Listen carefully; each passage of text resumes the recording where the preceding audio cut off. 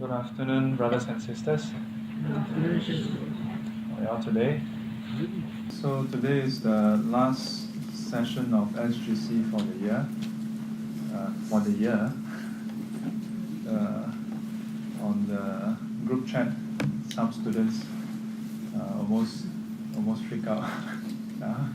So we thought maybe we can do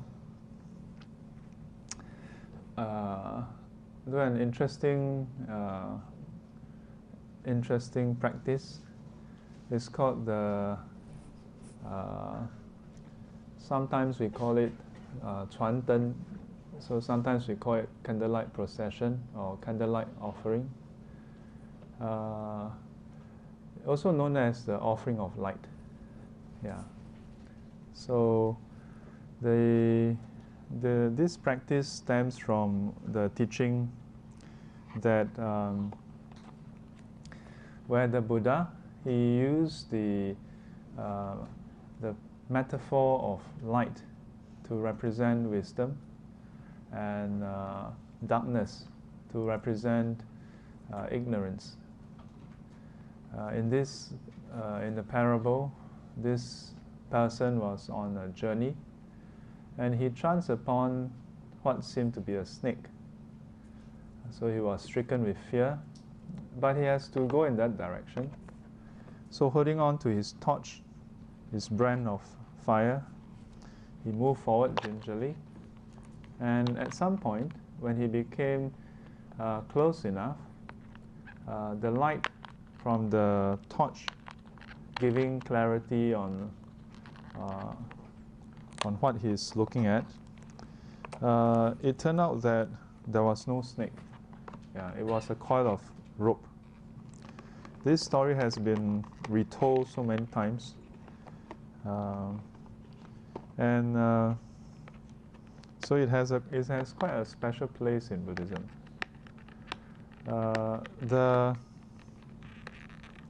At the moment when there's light, adequate light shining on the object, the man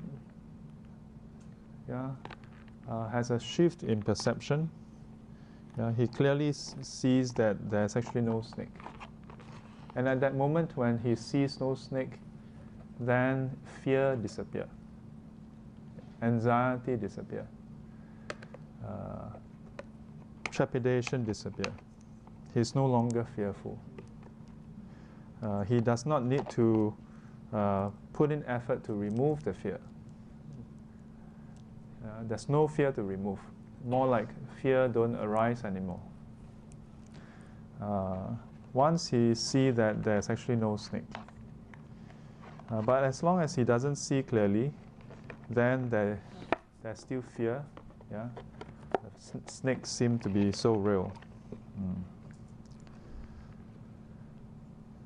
So the snake represents the delusion we have in our mind, the absence of light is ignorance, and once you bring light, which represents wisdom, to shine upon whatever we are facing, then we can see clearly.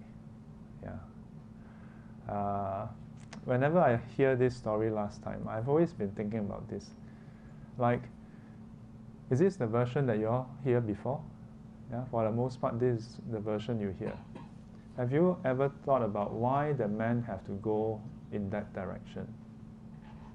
Like if you're going back home and then along the way there's a snake, what do? Detour lo, co-op NEA lo, right? I mean, there are so many ways to go around it, right? But when it comes to a parable, there's no second way around it. Yeah. So I've been thinking about it, and I wonder, maybe there's a reason why he has to go in that direction, you know. Maybe there's an impetus, a motivation. Yeah. I don't know whether I'm actually adding legs to snake. Yeah. But I thought maybe that man or that person sees a pot of gold behind the snake, and that gives him the impetus to go in that direction. And so after discovering that the pile of snake is actually not snake, just rope, yeah, he proceeds to retrieve his prize, only to find that actually there was no gold as well, just a pile of rocks. Because life is not just about fear and suffering. There's also a lot of things that seem very attractive, you know. For the Buddha said, in this world there is suffering. Without suffering, there will be no desire, no striving for enlightenment, for liberation, for awakening. In this world there is pleasure, there is happiness.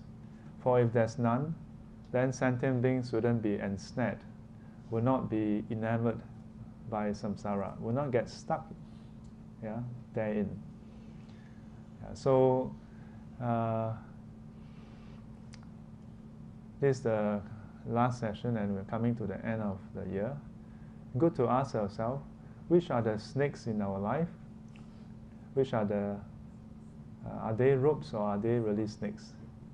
Which are the pot of gold that we have been going after?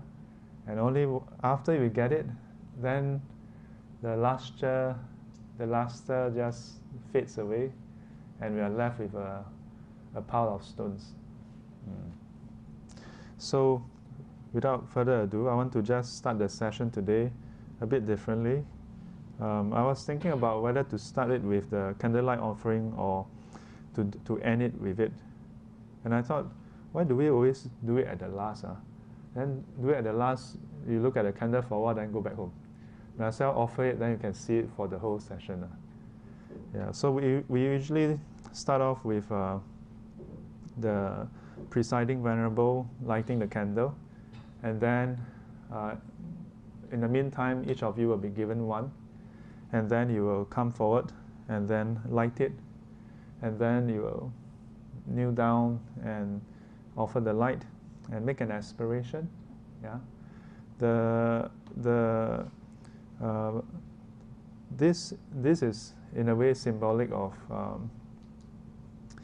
how 2,600 over years ago, how the Buddha rekindled the light of truth in this world. In the sutta, there's a lot of description where the Buddha paint this imagery of sentient beings coursing through samsara in darkness.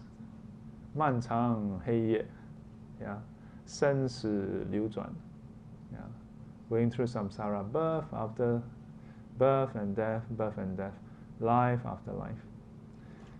Yeah, and imagine in the wide great ocean in the dark, yeah, sometimes struggling, sometimes just constantly in struggle. And then suddenly, in the midst of all that darkness, there's this beacon of light. Yeah, I think that would be so amazing. Yeah. But the Buddha didn't just hold on to his light and just say, look, I got light. Yeah, but he shed his light. He shed his wisdom and teach us how to kindle our own light from within. Yeah. So we have had many sessions this year. I hope the sessions have done service to the Dharma. And with that, let's give out the candles, and then I'll light it from there. And while we are doing this, we can recite the Buddha's name. Alma, can I invite you to come up first? Not because she's my mother, but because in terms of practice, I think among you all, she's most senior. Is there anyone who would like to challenge her seniority? Not just in age, not just in physical age, but by number of years. Namo Pen Shi Jia Mo Ni Fo. Namo Pen Shi Jia Mo Ni Fo. Namo Pen Shi Jia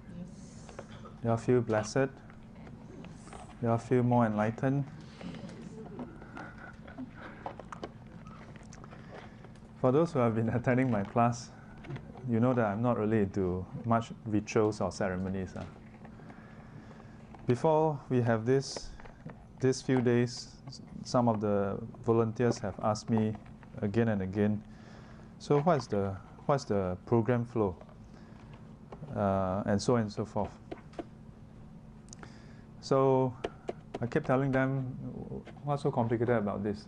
No program flow, just follow my lead. And the reason is because, and as I was sitting there just now, before we start, I was thinking, you know, when you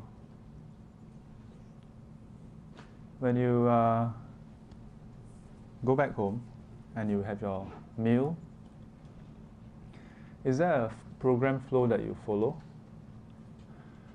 As much as sometimes we have a certain routine, yeah? But is there a flow of events at home where you go back and you double check, oh, now I must do this? Is there? Most people should be no. I heard yes. Huh? Who has a program chart at home every day? And you don't have an MC also, master of ceremonies. Yeah? Is there someone at home who is a master of ceremonies? When you wake up, then, good morning. Yeah, welcome to 2018. What's today's date? 16th of December, and we're going to start the morning at 6 a.m. And you know, is there someone who narrate this for you, or do you do this to yourself? Is there a flow that is the correct flow? No. When you go back and you, let's say, prepare a meal and you eat, when you finish a meal, what do? Up to you. Some people prefer to wash it. Yeah.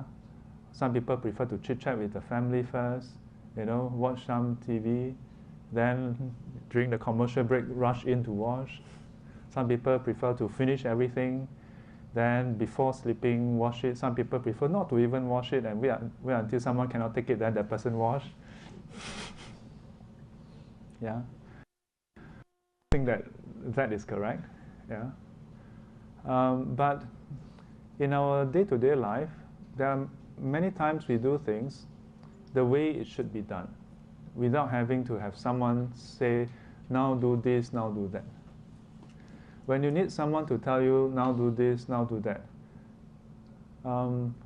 there's a tinge of artificialness. There's a tinge of, what do you call that in Chinese? 装作, 造作. 装作 is with intent, 造作 is with lesser motive, yeah, but it's still a bit mechanical, contrived. English would be contrived, yeah. When something becomes a ceremony, it tends to be a bit, but sometimes ceremonies serve a purpose, yeah. It highlights the importance, perhaps, yeah, and sometimes it brings about a certain emotion, yeah, certain sets of emotions that you intend to bring along with, yeah. Like for example, when two persons get married, yeah, there's some fanfare, there's some ceremony to go through. The traditional Chinese custom would be to offer tea to all the seniors, and then after that, for the new couple to offer tea, to accept tea from all the church, if you will. Does it matter whether you do it or not? Is there anyone who have attended such ceremonies where they offer coffee instead of tea? You know, and traditionally must be Chinese tea, some kind of, you know, particular kind of Chinese tea perhaps, and maybe for different dialects, different kind of teas. Why isn't there anyone who start offering Starbucks perhaps? You know? Yeah. Or how about cappuccino? Is it okay if someone turn up and offer cappuccino instead? How about Coke? You know? Maybe to the seniors you offer tea, but then the couple themselves, maybe they prefer Coke. Yeah, maybe diet Coke. Yeah, does it matter? Sometimes we follow customs and traditions because it has been observed for a long time. And with that observance, it brings about that commonness in the values that you believe in. Oftentimes, when we observe a certain custom, sometimes we think that it is the very process itself that is important. It is the very act. When you light the candle, who light first, and so on, that matters. Even to the point of how high to raise a candle. Oh, jialat, just now I saw everybody rise up, then I forgot, oh, is that bad karma? I walked halfway, my candlelight went off. Oh no, does it mean I don't have enough wisdom? These are thoughts that went through my mind literally when I was much younger. Like, walk halfway, jialat. But I suspect sometimes it's planted in us. Yeah? When our mother or father or whoever, like, how come your light go off? And then sometimes people impute certain significance. Because, Shifu, you explain ma, light represent wisdom. And everybody else's light didn't go off, mine went off. So I have candle but no light. So I have Dharma but no wisdom. Is that what it means? So this is where we sometimes hold too much significance to the symbolism, to the rituals, to the rites, to the ceremonies. We should not simply just cast away all ceremonies because it helps to fulfill that devotional part. But we must know that it should only serve to the end, to uplift us spiritually, to motivate us, to inspire us, only to the end. And it means that no matter what happens, that is the end that it should bring. And so even if your light go off, you should not let that mar the whole occasion. You should not let that cause you to second guess the whole point of this practice. Because then otherwise it means that you are actually sort of reading too much into it. Customs, rituals, ceremonies. So do you all feel more enlightened after offering the light? There's one custom, there's one ritual that we have every week, which is to go through and see who is new on my left and right flank. Let me see. I think all accounted for on my left. On my right, I see a new face. This lady here, are you new? Yes. Tell us your name and how you got to know about us. Is what? Christine.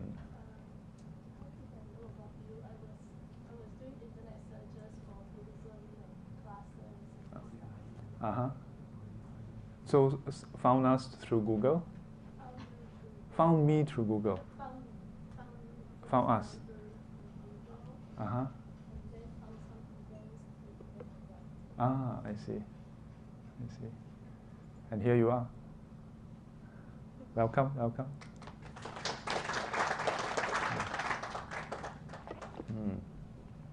Who else? Anybody else? I think the rest are all season parking holders. In the past, it would not be Eventbrite. In the past, it would be, I can imagine like 1,000 years ago, and then the 老师傅来，这位施主，你为什么今天会上山？哦，老和尚，我已经招你很多年了。10年前我做了一个梦。You can imagine how, yeah. In fact, recently, one devotee shared with me how he dreamt of me and how he had a very long conversation, a long chat with me. Yeah. But then when he woke up, he can't remember what we talked about. So he decided he had to have lunch with me to try to figure out what the conversation was about. Yeah, I have reached that stage where people dream about me and have long conversations. So anyway, welcome to SGC. We have quite a standard template for our weekly programs. We have short puja, combination of Pali chanting and Chinese chanting to bridge those who are English speaking and also the Chinese Mahana heritage. Yeah. And then we have short meditation. Yeah. Not to have the group cultivation focus simply on devotional practices, but also on the practice of the development of the mind. Yeah. And then the bulk of it is actually Dharma sharing. Yeah. For without the Dharma, then all other practices is without a direction. So I was saying that as part of SGC, every week we have different programs. On the first and the third of the week, of the month rather, we would have the classes on the Diamond Sutra. Yeah. So we have volunteers who very kindly do the recording and a bit of editing, put it on YouTube. So especially for you, Christine, yeah, if you want to catch up on the earlier chapters, or well, not really chapters because we are still on the first chapter, you can actually go online and look at the past series. So we're going to go maybe about a short while into this, then we'll proceed into the year-end reflection. Okay. So the last session we've stopped here. 为然世尊. Yeah, 为然, as I explained before, is 是. Yeah, yes. 世尊, the world honored one, referring to the Buddha. 愿乐一闻. Yeah, we will give due attention. We are very happy, we are delighted. Yeah, we wish to listen to the teachings. So 佛告须菩提. Let me get my pen.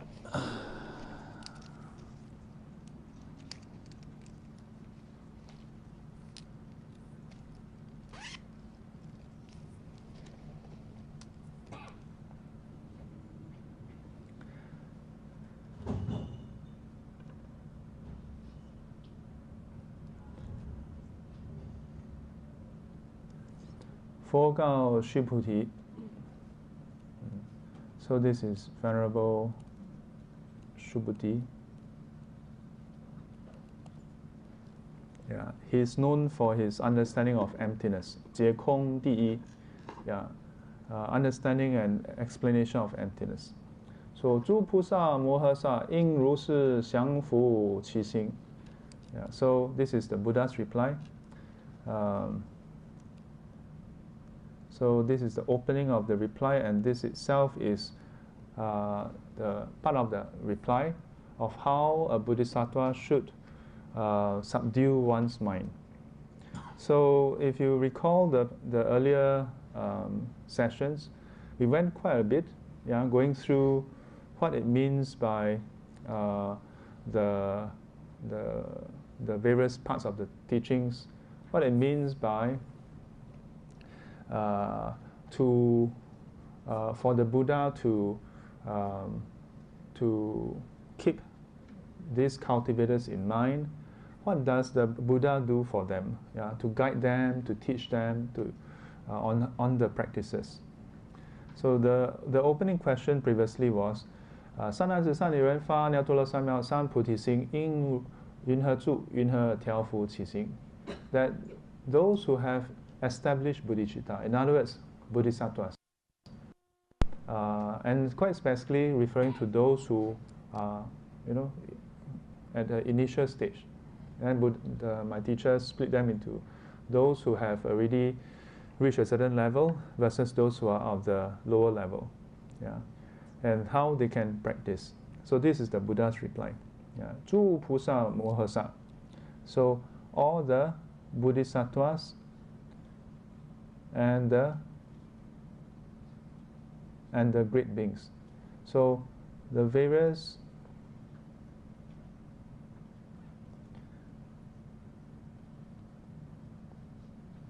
bodhisattvas and Mahasattvas.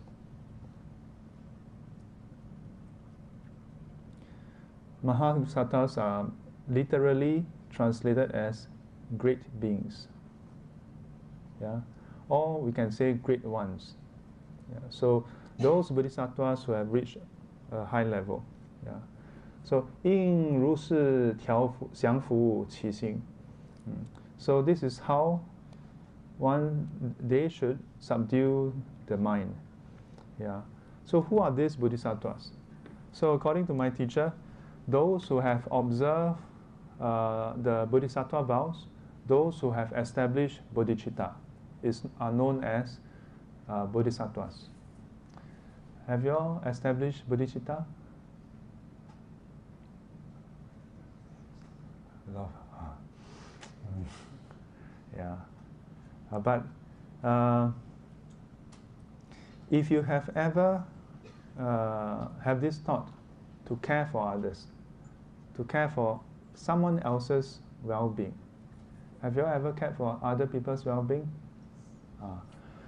If you have, then you are in the direction of the bodhisattva.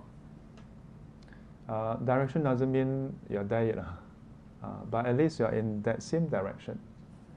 Yeah. The trouble is we are not always in this direction. Sometimes in this direction, sometimes we are not in this direction. Yeah. So to the extent that you are in that direction, to the extent you have established bodhicitta. To the extent you have established bodhicitta, then to the extent we can say you are a bodhisattva. But bodhisattvas and bodhisattvas are different. Yeah, they are the unenlightened ones. 出发心 means just establish. Yeah, just establish is like someone saying, "Oh, I wish to become a doctor in future." Yeah, you have the aspiration, you wish to do it, but does it make you a doctor? Not yet. I want to strive and attain Buddhahood. I want to walk the Bodhisattva path. Have you started walking? Not necessarily. Yeah, so there are those who have only set off with the mind, yeah, with the bodhicitta, but not started yet. There are those who have started and learning. There are those who are learning and have reached a certain level of a stage. We call it bhumi, yeah, ground, ti. Yeah. So first stage, second stage, third stage, up to stage 10.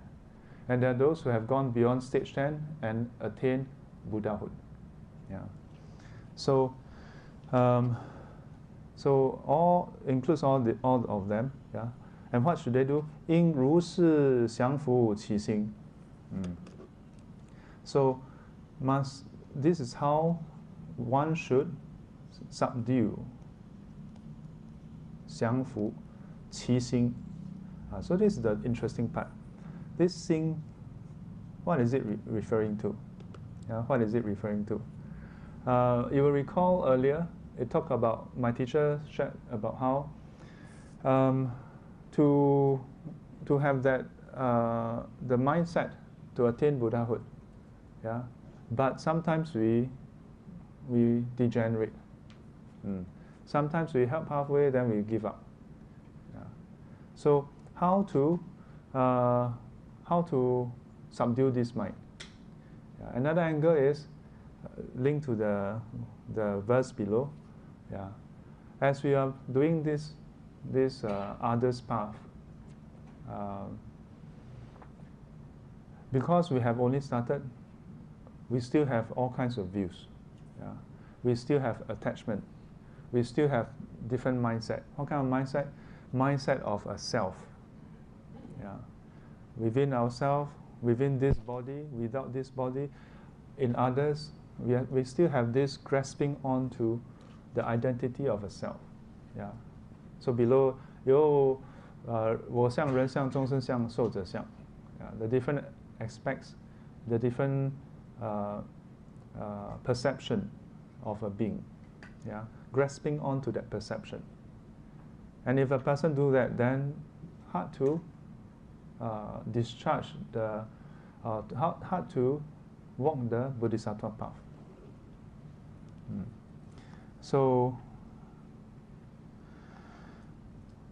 let me bring in what my teacher has to say about this part.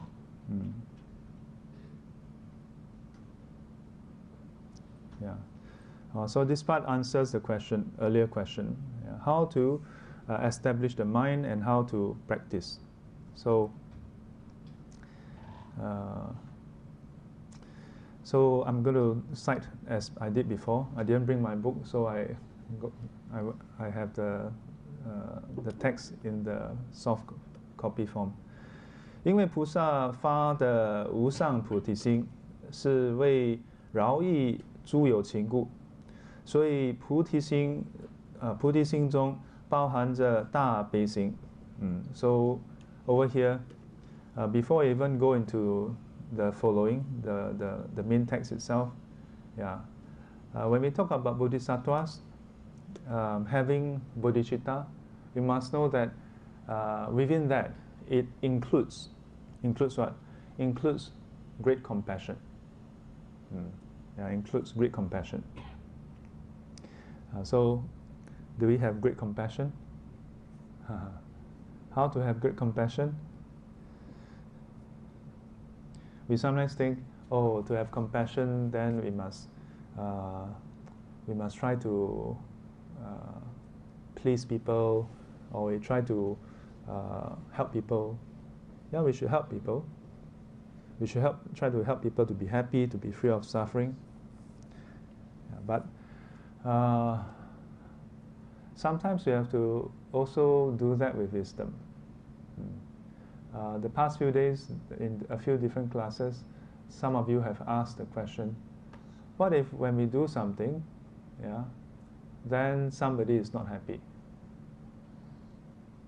The person gets very upset when we do some things.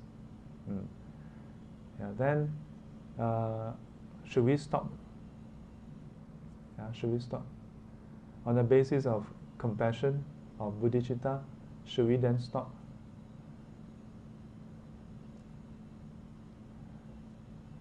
If what we are doing is something harmful, something bad, consciously we are intending to harm, of course we should stop. The predicament perhaps for some students is the thing that they are doing is actually not harmful, in fact wholesome. But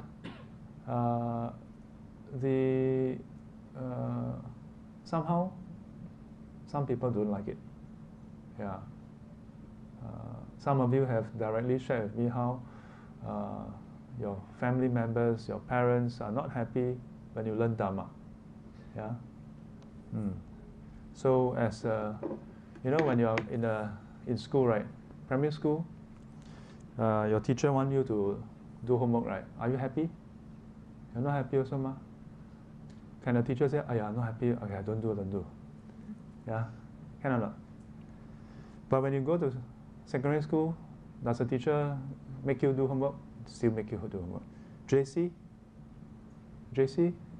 there's tutorial, still have to do. University, actually still have to. But in university and JC, it's a bit different.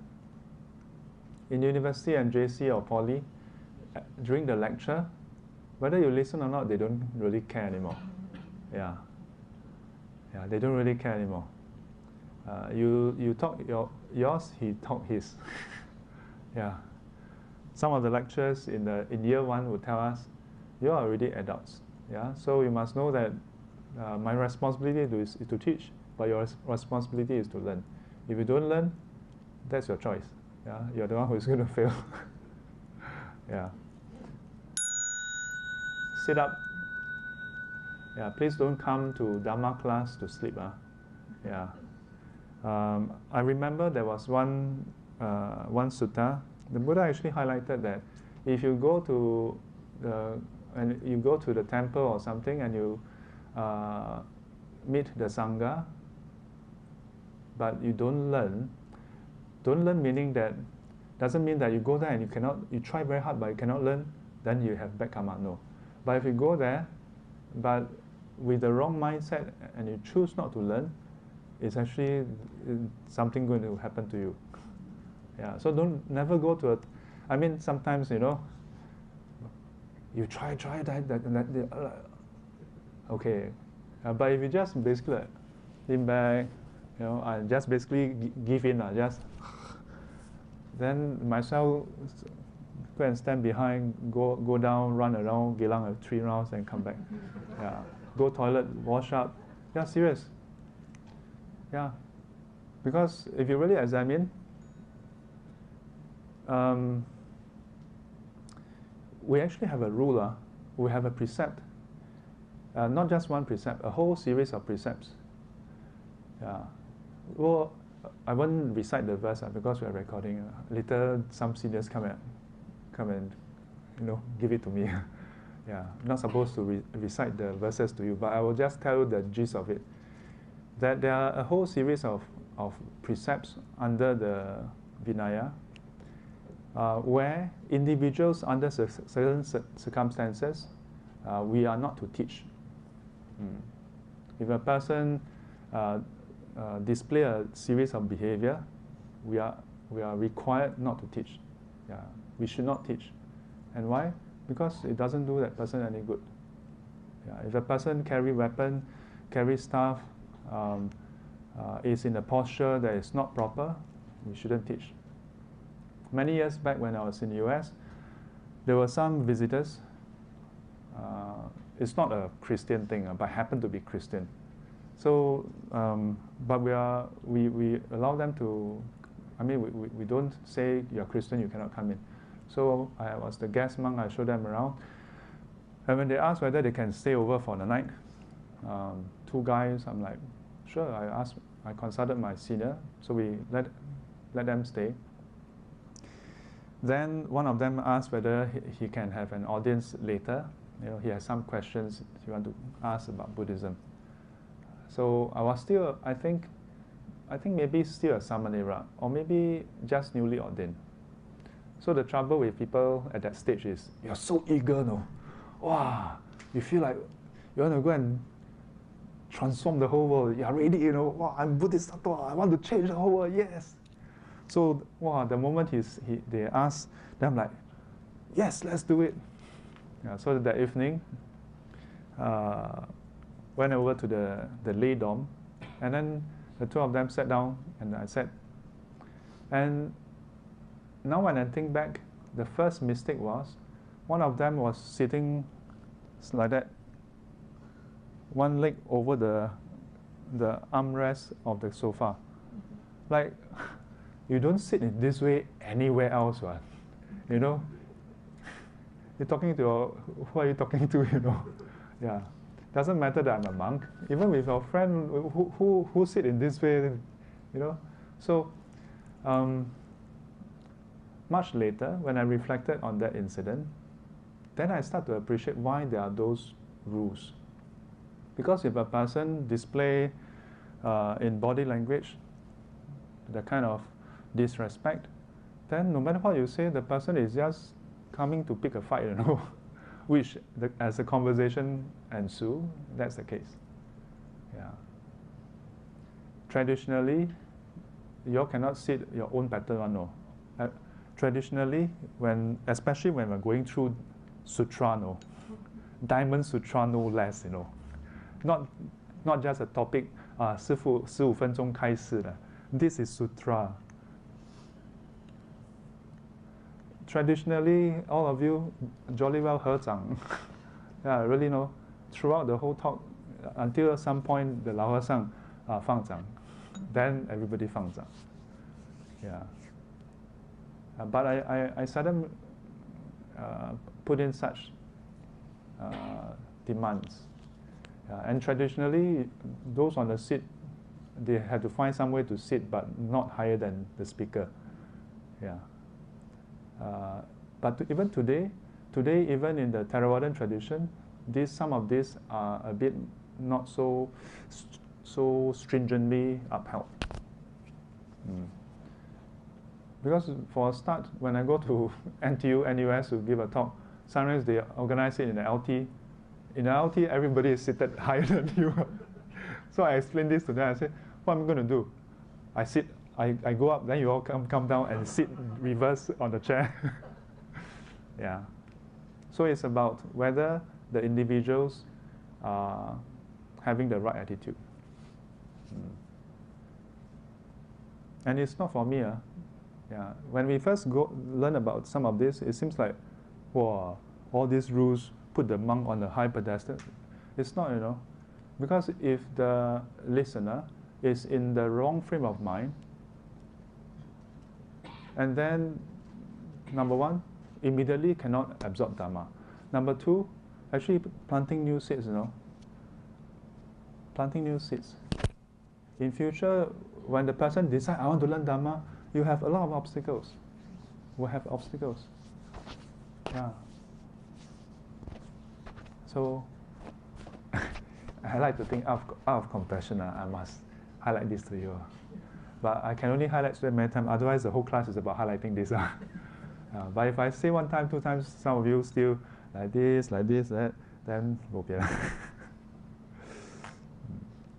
And then next time when you all have difficulty learning Dhamma, you all cannot say, no one ever tell me.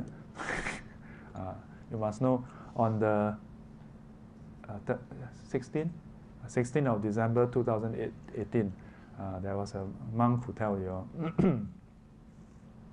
So, 应如是相夫其心. Yeah. So, within the Buddhist Reply, there is actually great compassion. Yeah. So, what I've just shared, the nice thing to do is let people be. Yeah. But the right thing to do is to highlight this. Yeah. And to, let, at least, because sometimes you all maybe never heard of this, don't know, and unaware. Yeah. But after someone highlight, yeah, from now on, you all go and observe. Yeah. Even not during Dhamma talk, when you are in the office, when you are with your friends, you observe your own body language, you observe people's body language. Yeah. You think about it, I always like to use very ridiculous, worldly example. One guy, one girl, pato, if they are on good terms, do you think they will sit like that? They will be leaning towards each other. There will be interest. There's that bodily language interest. No matter how tired they will.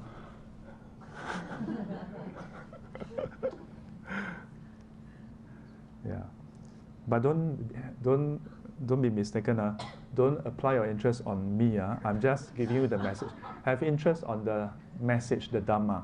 Yeah. So, 所有一切众生之类, all the various sentient beings. So, the bodhicitta, the great compassion, is not to one particular sentient being or two particular sentient beings, or one category of sentient being or that category of sentient beings, but for all sentient beings. Yeah, 所有一切众生之类. Yeah, all the different classes, categories of sentient beings. So here, 若卵生, 若湿生, 若胎生, 若湿生, 若化生. So this is what we call the four forms of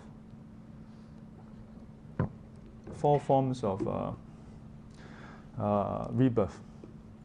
So the first one is through loosely translated as egg. Yeah. So the second is through the womb. So I don't know whether there's a more elegant way to express this, but literally Ruan would be egg, egg born. Is there a technical, like medical, scientific way to express this? Egg born. And this is birth through the womb. 湿身 and 化身 is interesting.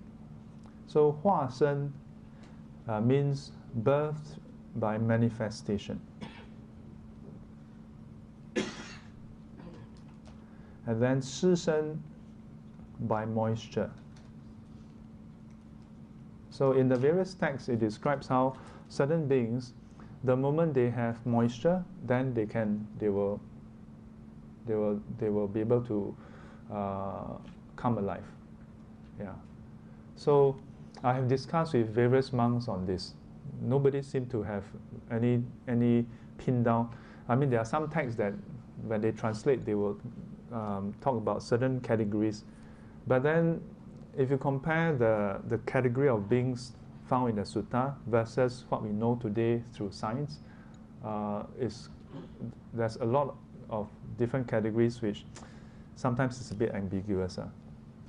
My teacher highlighted that these four, as opposed to the commonly used, like we look at the 6 realms, yeah. So these four covers both those that is what do you call that?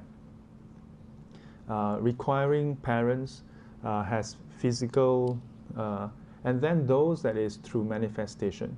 So those that is through manifestation would include the heavenly realm, the hell realm, and part of ghost realm. Yeah, or for the most part, all of ghost realm rather. Yeah. Then 卵生、湿生、卵生、胎生、湿生. The first 3. So 胎生would include human, but also animal, of course. And 卵生 would be purely animal realm.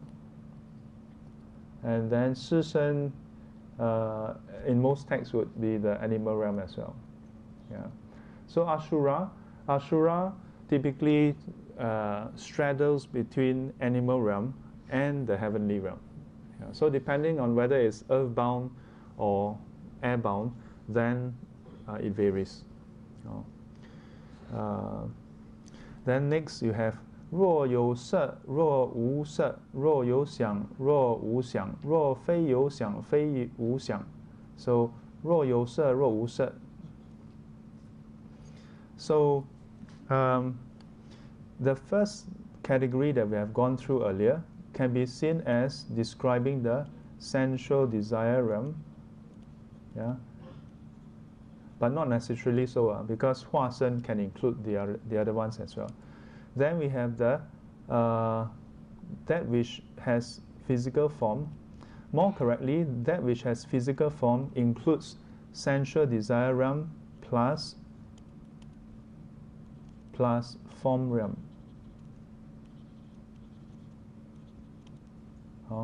So this one includes these two. Then 无色, formless, yeah. So formless, of course, then correspond to the formless realm. The next part is even more interesting. So this is where I would like to defer to my teacher and just share with you what he goes through.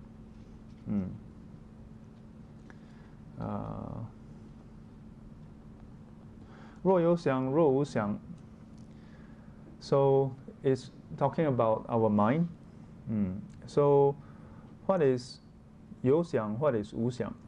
Yeah, so 无想, this 无想, yeah, the state or the realm without perception. Yeah, which one is it? It is in the 4th jhana. So let me see how I can do this. I'm going to zoom in here. So I zoom in, then I have more space.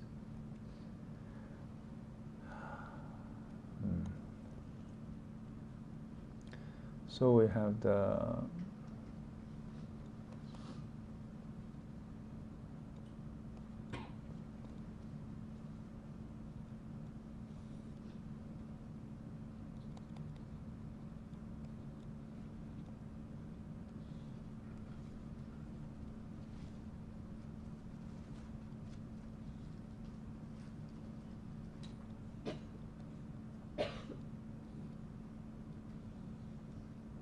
So we have 1st jhana, 2nd jhana, 3rd jhana, 4th jhana.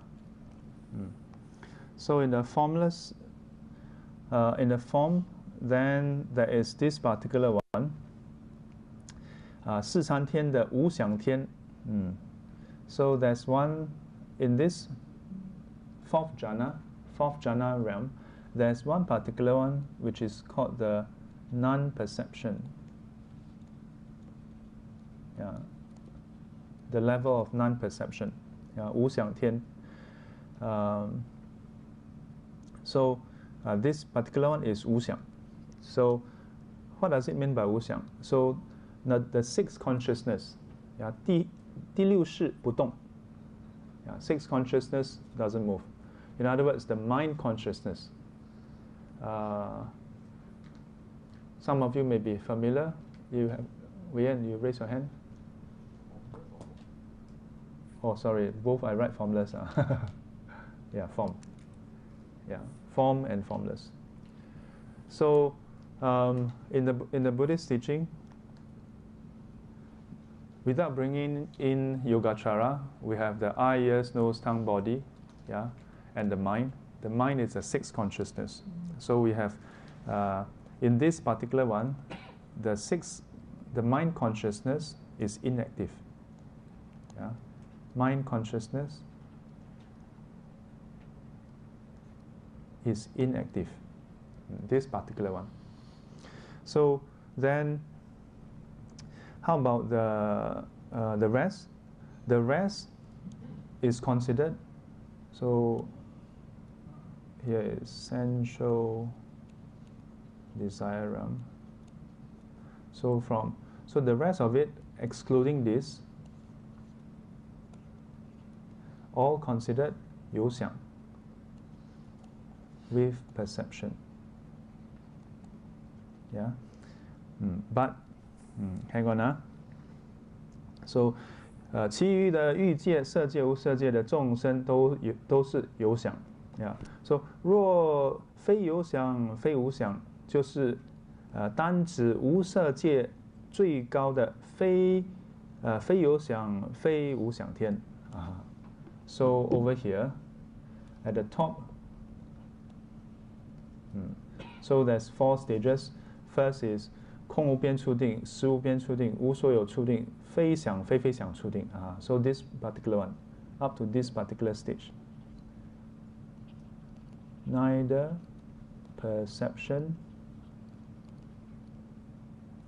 nor non-perception. So neither perception. So perception will be, let me use a different color to show you all the difference. So I'm going to use green.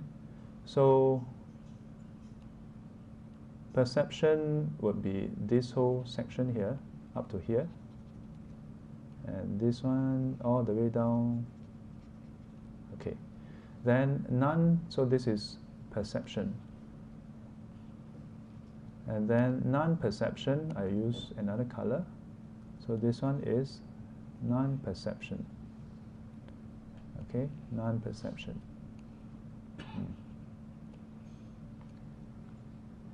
Clear? Yeah. And then this particular category is neither perception, not this one, nor non-perception.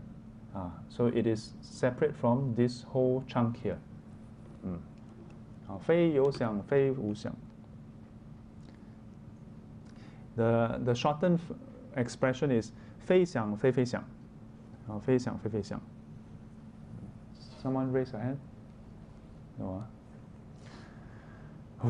Okay.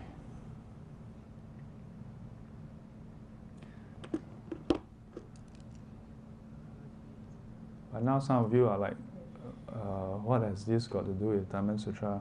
So this whole thing, yeah, from this part up to this, 若有想若无想若非有想非无想, is basically going through the 6 realms in terms of the state of the mind. Yeah. So covering all the different permutation, different classes, different categories of beings. Yeah. Sometimes when we go through the sutra, we may feel like, on top we already say 一切众生之类嘛, yeah. But The Buddha oftentimes like to be explicit. Yeah.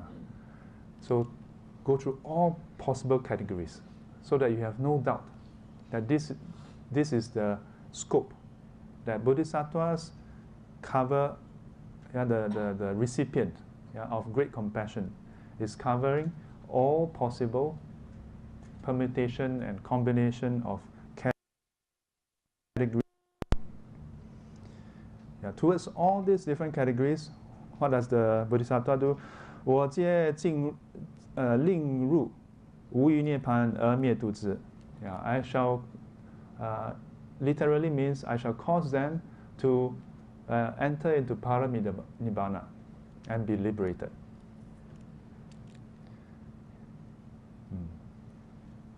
So this is how the Buddha say Bodhisattva should practice, yeah, to subdue the mind.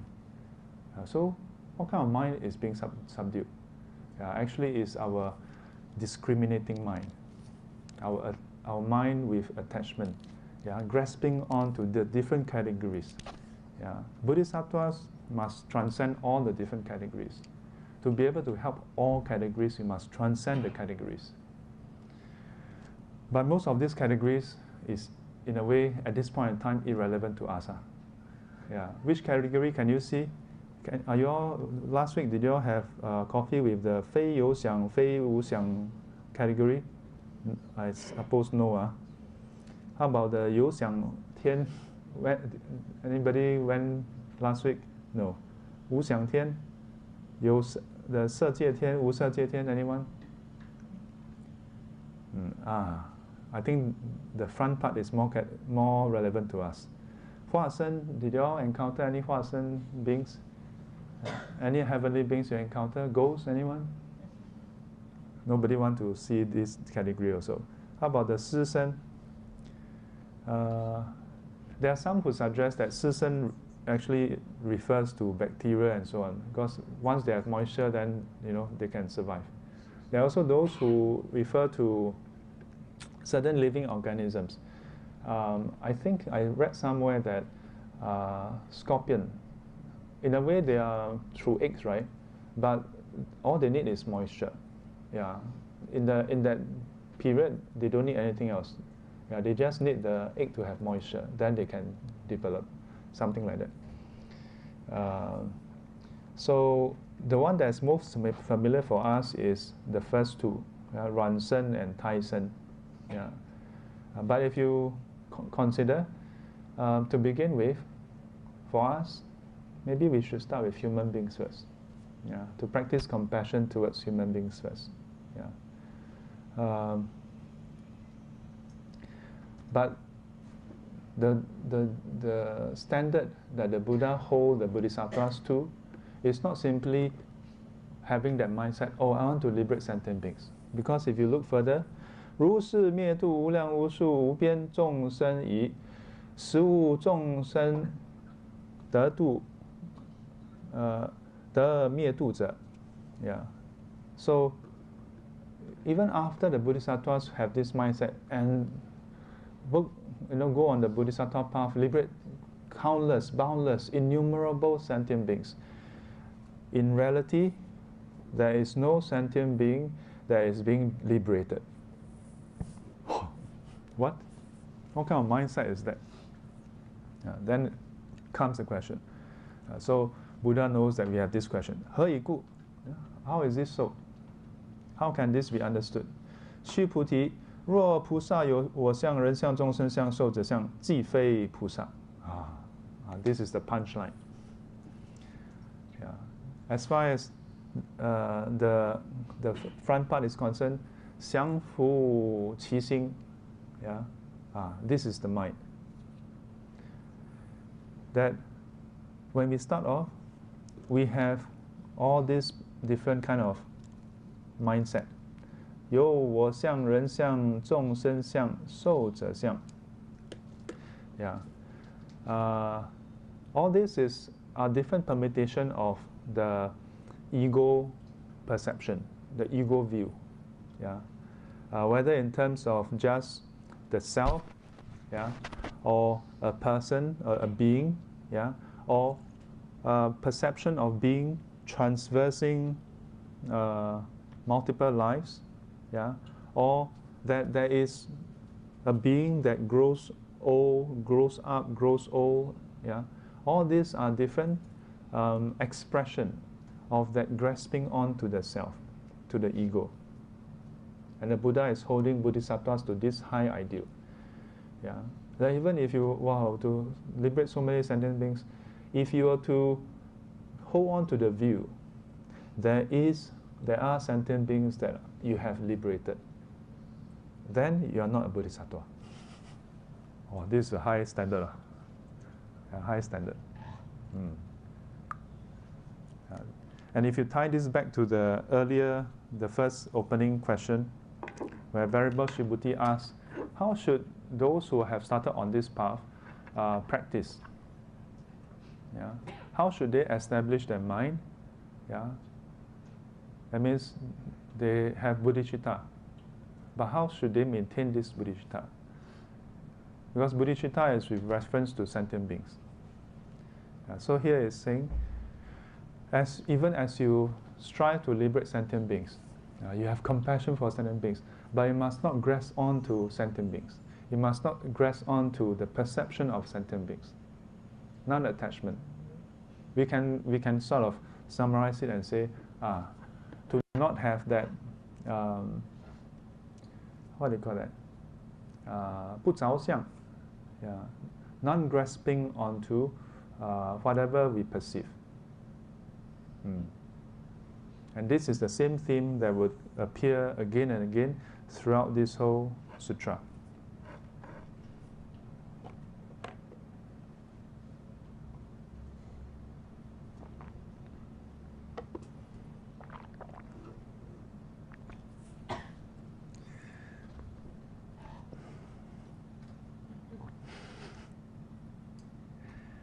So,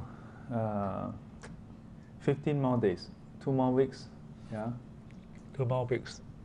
Is it 2 more weeks? Around 2 weeks. And then 2018 will come to an end. I want to just do a short reflection. If you want to have long reflection, you can go to my blog. I have written down many reflections every year. And every year I start to wonder, I still feel more or less the same. Do I have to write something new? So after a while, I stopped writing new things. Because I don't really feel any different from last year. So people can just go and read the previous year. Earlier on, over lunch, when we were finishing up, I was sharing with the various students this very simple thought. And I thought maybe I will share with you all here. You know, we talk about karma, we talk about past life, future life, we talk about cultivation. How many of you think that you will be reborn as a human being in the next life? Huh? Let me repeat the question slower. How many of you think that you would be reborn as a human being in the next life? Not whether you wish to, but a matter of whether you end up being reborn as a human being. So you all don't think you will qualify as you all think that you all will be in Pure Land? How many of you, let's just go through the realms. First of all, Pure Land. Who think that you will somehow just end up in Pure Land? Anyone? Heavenly realm? No? Then just now human realm, nobody. So you all think that you'll be going down lower realms? Huh? Is my class really so bad? like, and yet you are still here. So you are resigned to that, you know, better this than nothing last night. Well, I didn't expect this reflection to go this way. But let's just, let's just assume that maybe we don't succeed. Wait. Maybe all of you think that, or all of you are confident that this through attending SGC, this life arahanthood. No, no wonder. Me too. Yeah, saving grace. Wait. Suddenly I realized that This guy behind that I haven't seen before. The guy in white. Have I seen you before? No, What's your name? Tell us your name. Sorry? Jiaxi. Oh. And how do you get to know about this group? Huh? Who is that pointing to the wall? What's your friend's name? You don't know your friend's name? Huh? Oh, so you didn't know her name before that? Welcome. Okay. Oh, he was quietly sitting down there. This Sifu didn't catch me. Yeah, so, okay, assuming that you are going to be reborn as a human being next life, okay? Doesn't matter how old you are, how young you are, at some point, okay? And assuming you get reborn in Singapore. Hey, not bad, no? Yeah, it's actually pretty awesome if you ask me. I mean, there are things that's not so good, but it's pretty awesome by any standard. With that out of the way, yeah, that is the environment. That is the habitat. That is the environmental, factors. Whenever we talk about the rebirth, we tend to think about, how good or how bad that place is. And it's the same as when we talk about going to a new company. We want to find out how good, how bad that company is. When we want to move to a new place, we want to find out how good, how bad that place is.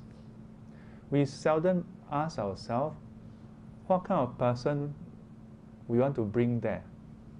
As in, because when you go to that place, you are bringing this person there.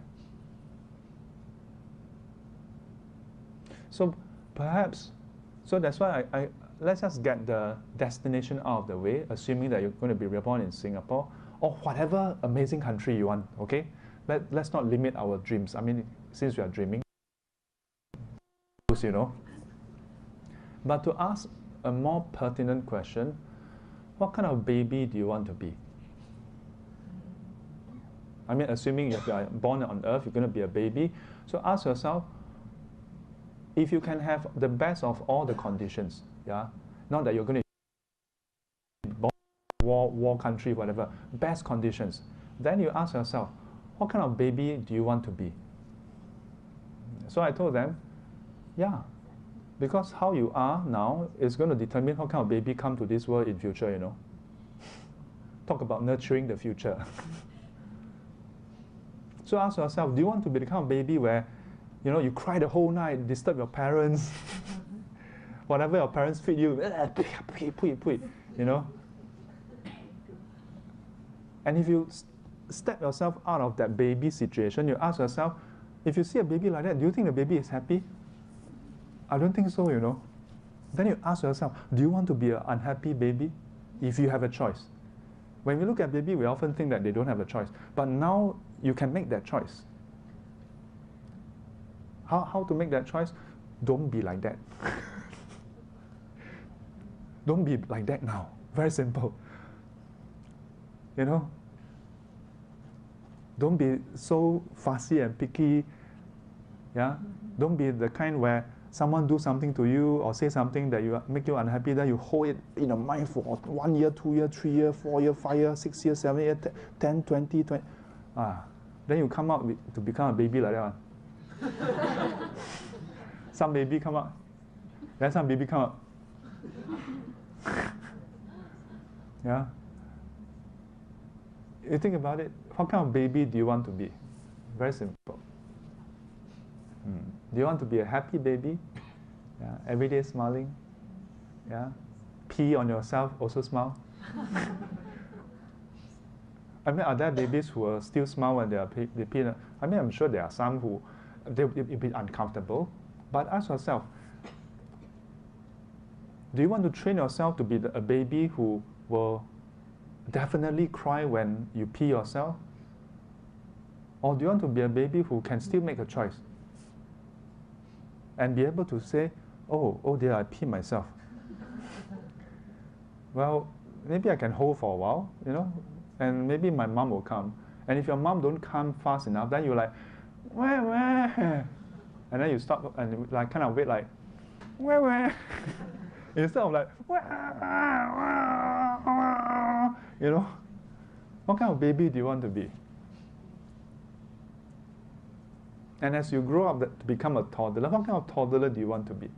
Do you want to be the kind of toddler who, like, oh my toy, these are all my toys, nobody have it, you know? Yeah, because if you find that you don't want that kind of baby in future to come into this world, then stop being like that now. It's that simple. But before we go so far as to talk about next life, we can perhaps look at next year. Next year, there'll be this person who arrives in Singapore, already fully grown. Isn't it wonderful?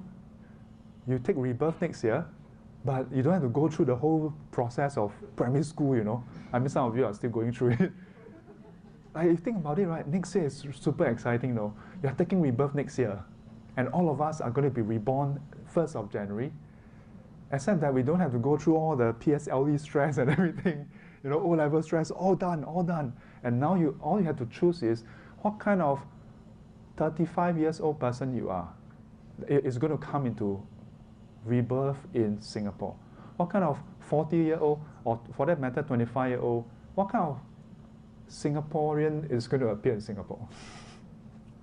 Okay, but let's take out Singaporean. Otherwise, this become like national, the kind of prep talk. No, it's not about that. Yeah, because regardless of where you are, which country you're from, you ask yourself, yeah, next year, there's that chance. We still have 15 days. You know, sometimes we wonder like, oh, wow, but we hear about Bardo teaching, then like, oh, but how to prepare? Yeah, now you have 15 days to prepare for next year. Yeah, you have 15 days to prepare for the rebirth in 2008 or 19, not 18. 18. So ask yourself, what kind of fully grown baby do you want to be? Do you still want to be a baby in 2019? Where when things don't go your way, then you Or sometimes it's the opposite. Do you want to be that baby who is insecure of yourself? Do you want to be that full-grown baby who is not able to decide? What kind of full-grown baby do you want to be? Think about it. 2018 is almost over. What's done is done. Good to reflect, but don't mew over it. Don't beat yourself over it. Doesn't do anybody any good. Whatever is done is done. And it's not just yourself. Whatever you have done is done. Whatever people done to you is also done also. Yeah? Unless you can somehow magically undo it. Yeah.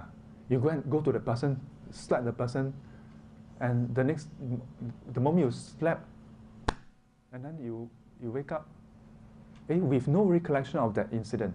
That nobody have a recollection of that incident, and whatever harm, trauma, whatever, is gone.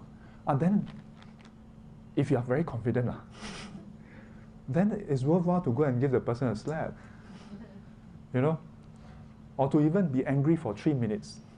I will go so far as to say, but it's your choice. If you're angry and you go to hell, not my choice. You know what I mean? If you want to get upset, at least it should have some Pareto effect. It should bring you some benefit, other than just venting, you know. If not, then why do that? To yourself especially. So whatever has happened in 2018 is gone. Perhaps it's better to highlight, like, It's like watching a trailer, you know, except this is a reverse trailer. Trailer is about movies that is coming. This is a reverse trailer. Like imagine if 2018 is a movie and you want to do a trailer. Do you want to highlight all the down, all the miserable days and minutes and hours? Or do you want to highlight some, you know, some of the spectacular moments? Yeah? I mean, every Sunday is spectacular.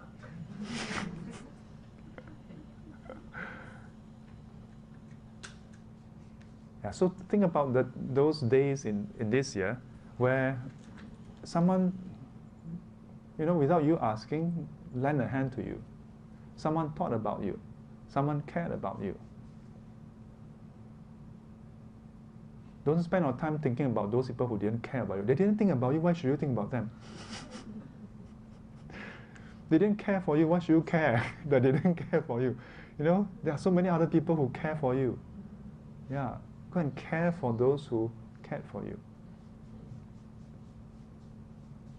And if you feel that you could have and should have cared more for some individuals, then good news.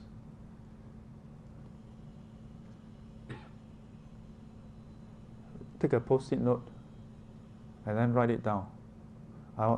2019, yeah, I want to care for this person.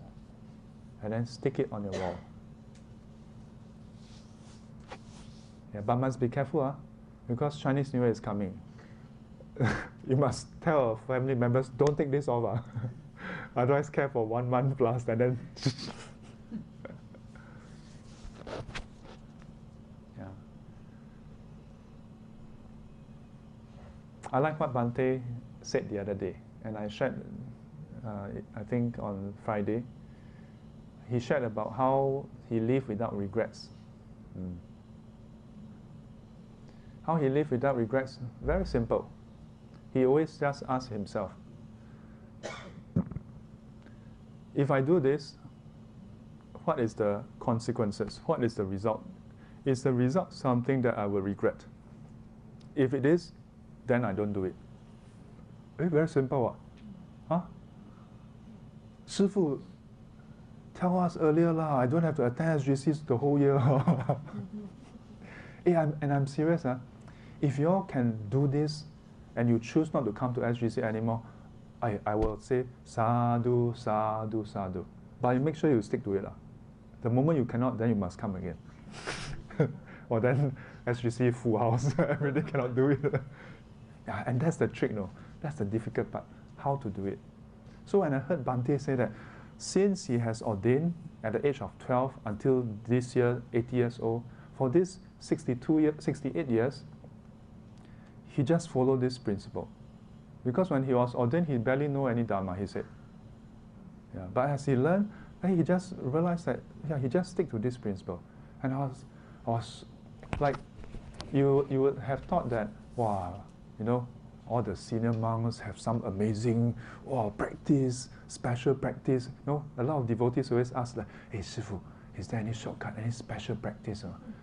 But actually, you find that the more experienced these masters are, these teachers are, the most simple, straightforward kind of practice they tell you, but yet the most profound and difficult to do.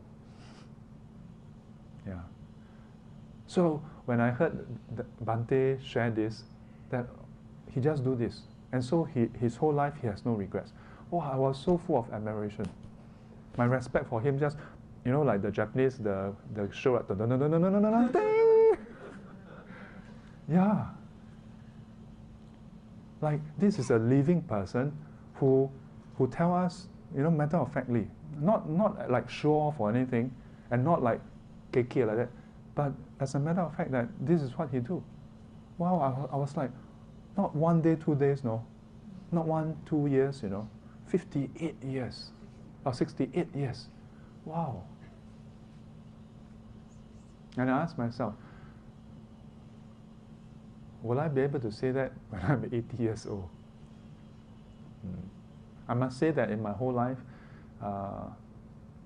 there are some decisions that I would say not the best.